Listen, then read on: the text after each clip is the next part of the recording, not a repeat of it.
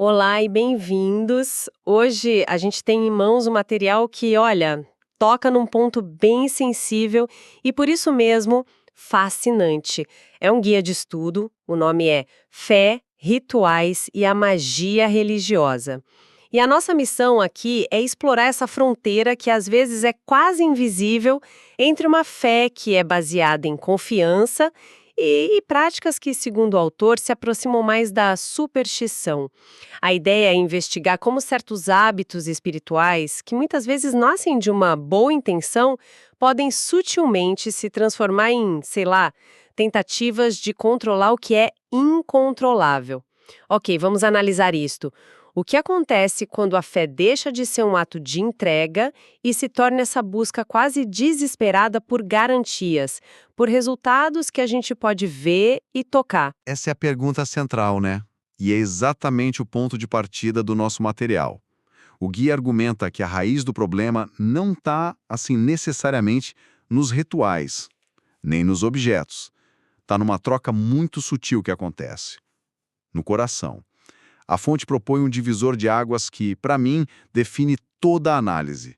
É o momento em que a pergunta principal de uma pessoa deixa de ser o que a palavra de Deus ensina e passa a ser O que funciona para mim? exatamente o que funciona para mim. É nesse desvio, nessa busca por uma técnica, uma fórmula, que a fé começa a correr o risco de virar superstição. E o mais perigoso, e o texto frisa muito isso, é que não é uma mudança do dia para a noite. Ninguém acorda e fala, hoje vou ser supersticioso. Começa com pequenos hábitos, sabe? Coisas que parecem inofensivas, mas que aos pouquinhos vão substituindo a confiança genuína. Aqui é onde fica bem interessante, porque a fonte não fica só na teoria. Ela vai direto para uma prática que é super comum, a unção de objetos. A gente vê isso o tempo todo. Pessoas ungindo a casa, o carro, a carteira, as chaves. Tudo com aquela crença de que o óleo cria uma espécie de campo de força espiritual. É algo muito, muito difundido. Qual é a análise que o guia faz sobre isso? Onde que está o problema, segundo eles? Olha, a análise teológica que a gente encontra no material é bem cirúrgica.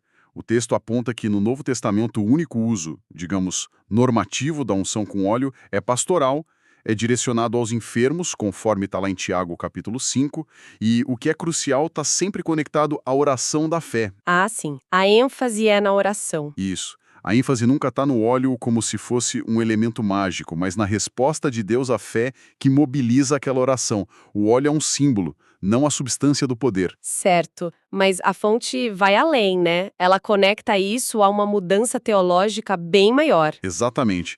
O guia nos leva para essa distinção que é fundamental entre a antiga e a nova aliança, citando o livro de Hebreus. Na antiga aliança, era de fato um mandamento consagrado a objetos, o templo, os utensílios, havia lugares e coisas sagradas. E isso era a prática correta para aquela época. Perfeitamente correta. No entanto, o material argumenta que, com a vinda de Cristo, as regras do jogo mudaram completamente. O autor de Hebreus declara que essa primeira aliança se tornou obsoleta. O lugar sagrado mudou de endereço. E esse novo endereço passou a ser as pessoas. Precisamente. Na nova aliança, o templo de Deus somos nós, as pessoas regeneradas pela fé. A presença de Deus habita na gente, não em edifícios ou em objetos. Tentar consagrar um carro hoje, seguindo essa lógica, seria como tentar navegar com um mapa antigo depois que uma autoestrada completamente nova foi construída. Você está usando a regra de um sistema que já foi superado. Isso. E o guia resume isso numa frase muito forte, que é: a superstição é tentar fazer com as mãos o que só Deus faz com sua graça. Essa é a grande questão, não é? Porque os exemplos de Atos dos Apóstolos são usados o tempo todo para justificar essas práticas.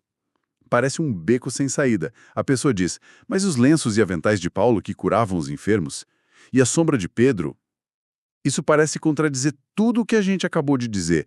Como que a fonte resolve essa aparente contradição? O que é fascinante aqui é a ferramenta de interpretação que a fonte nos oferece.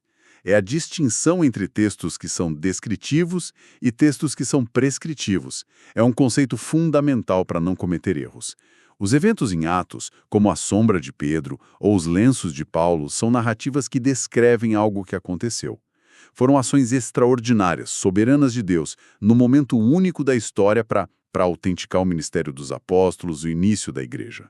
Então, a fonte está dizendo que a Bíblia está apenas contando uma história e não nos dando uma receita para seguir. É exatamente essa a ideia. Pensa nisso como ler a biografia de um grande músico. O livro pode descrever que ele quebrou uma guitarra no palco num momento de fúria. Isso é um fato histórico. Aconteceu. Mas o livro não está prescrevendo que todo músico deve quebrar sua guitarra para ser autêntico. Não uma receita para ser copiada. A lógica do material é que os apóstolos não criaram um ministério de distribuição de lenços depois disso. Eles não ensinaram a igreja a fazer isso. Não ensinaram a igreja a consagrar objetos para curar. O foco da narrativa está sempre na ação imprevisível e soberana de Deus, não no poder que o ser humano pode colocar num objeto. Deus pode usar qualquer coisa, mas isso não nos dá uma licença para criar um ritual em torno disso. Entendi a lógica sobre os objetos, porque é algo físico, tangível, mas eu imagino que essa mentalidade de controle, essa busca por uma fórmula, não se limita a coisas que a gente pode tocar, certo? Ela deve se infiltrar em áreas muito mais subjetivas, como as próprias disciplinas espirituais, que deveriam ser sobre dependência, não sobre controle. Sem dúvida, o argumento se expande naturalmente. O guia explica que práticas como jejum e oração, que são fundamentais na vida cristã, podem ser distorcidas, podem ser usadas de forma supersticiosa. Quando elas se tornam ferramentas para pressionar a Deus, para forçar uma resposta, elas perdem completamente o seu propósito bíblico, que é expressar humildade, arrependimento e dependência. Então a diferença é sutil, mas é crucial. Não é sobre orar com fervor, mas sobre a crença de que um número X de orações ou um jejum de Y dias vai obrigar Deus a me dar o que eu quero, como se fosse uma transação. É isso. É exatamente isso. Vira uma moeda de troca. A fonte traça um paralelo direto com a advertência de Jesus em Mateus capítulo 6 contra as vãs repetições dos pagãos. Eles achavam que seriam ouvidos pela sua insistência, pelo volume. É a mesma mentalidade. Mesmíssima. O guia também critica a ideia, que é muito popular hoje, de que crer bastante é uma técnica mental. Como se a fé fosse uma força que a gente pode gerar e direcionar para manifestar nossos desejos. Isso, segundo a análise, transforma a fé, que é um relacionamento de confiança, numa forma de autoajuda. E quanto aos sentimentos? Essa é uma área muito delicada, porque para muita gente, uma emoção forte, um arrepio, lágrimas é a confirmação da presença de Deus. A fonte alerta para o perigo de usar emoções, sonhos e visões como uma bússola absoluta. Não é? Sim, e isso levanta uma questão importante sobre o alicerce da nossa segurança espiritual. O material contrapõe a confiança na palavra de Deus com a dependência de sensações. A análise é que muitas pessoas confundem a resposta emocional a um ambiente, uma música, uma pregação comovente, com a presença real de Deus. No entanto, o guia nos lembra que a promessa de Cristo sobre a sua presença, como lá em João 14, está ligada à obediência à sua palavra, não a estímulos emocionais que a gente pode fabricar ou buscar. Mas espere um pouco, isso não é um pouco perigoso? A gente não corre o risco de ir para o outro extremo e promover uma fé puramente intelectual, fria, sem sentimento? Onde fica o equilíbrio? Essa é uma preocupação legítima, e o guia não sugere uma fé sem emoções, de forma alguma. A questão que ele levanta não é a presença da emoção, mas a dependência dela como principal evidência da fé. Ah, entendi a diferença. As emoções são inconstantes. A verdade da palavra de Deus, não. A fonte usa uma frase muito direta para ilustrar isso. É possível ter lágrimas e não ter transformação. O ponto não é eliminar os sentimentos, mas submetê-los à verdade. A fé verdadeira, segundo essa perspectiva, não depende de como a gente se sente no momento, mas se firma naquilo que foi revelado, independentemente das nossas sensações flutuantes. Sabe, enquanto você fala, eu tô começando a ver um padrão. Não se trata só do óleo na carteira, ou das orações repetidas, ou das lágrimas na igreja. Parece que a fonte está descrevendo uma única e mesma coisa por trás de tudo isso. Uma mentalidade fundamental de, se eu fizer X, Deus tem que fazer Y. É essa grande conexão que o guia faz com movimentos como a teologia da prosperidade e o pensamento positivo. Precisamente essa síntese. Todas essas práticas são vistas como galhos da mesma árvore. A crença de que a gente pode declarar, decretar ou determinar algo com as nossas palavras, por exemplo, é analisada no guia como algo muito mais próximo do positivismo de autoajuda do que do cristianismo histórico. A lógica da teologia da prosperidade, conforme criticada no texto, é exatamente essa: a existência de fórmulas espirituais que, se aplicadas corretamente, obrigam Deus a agir em nosso favor, geralmente com bênçãos materiais e saúde.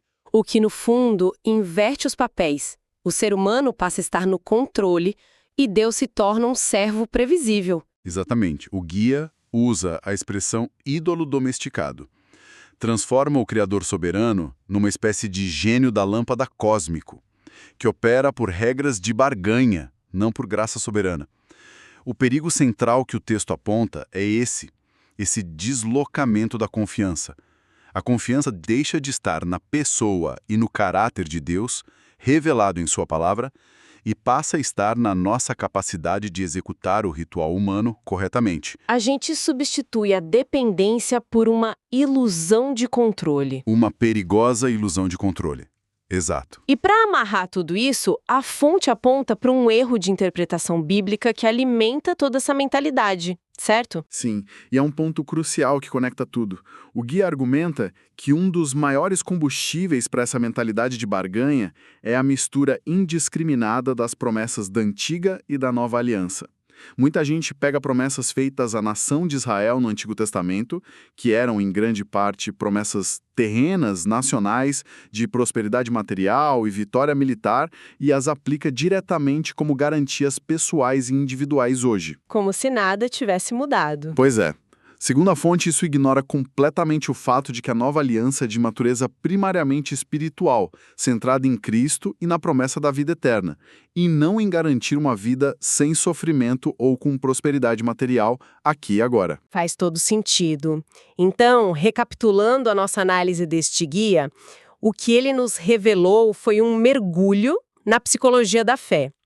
Mostrou como a nossa busca humana por controle, por segurança visível e por atalhos espirituais pode, sutilmente, nos desviar para práticas supersticiosas que se vestem com roupas de piedade.